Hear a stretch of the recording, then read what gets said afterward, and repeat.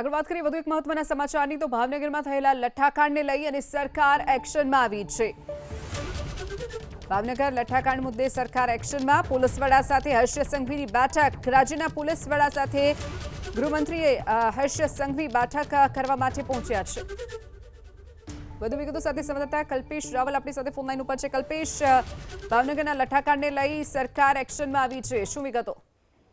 અત્યારે લગભગ 2-2.5 કલાક પહેલા રાજ્યના પોલીસ વડા પહોંચ્યા હતા સ્વર્ણિમ સંકુલ 1માં અને નાયબ મુખ્યમંત્રી સાથે બેઠક કરી હતી। આ સિવાય પણ કાયદા વ્યવસ્થાના આઈજી જે છે મકરંદ ચૌહાણ તે પણ પહોંચ્યા હતા અને અન્ય અધિકારીઓ પણ ગાંધીનગર રેન્જ આઈજી પણ પહોંચ્યા હતા, અમદાવાદ પોલીસ કમિશનર પણ પહોંચ્યા હતા।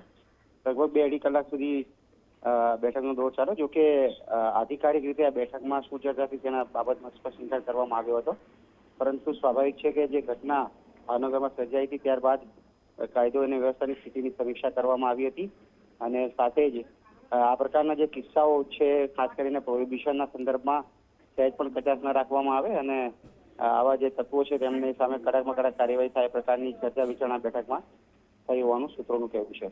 જી ચોક્કસથી કલ્પેશ, માહિતી બદલ આભાર।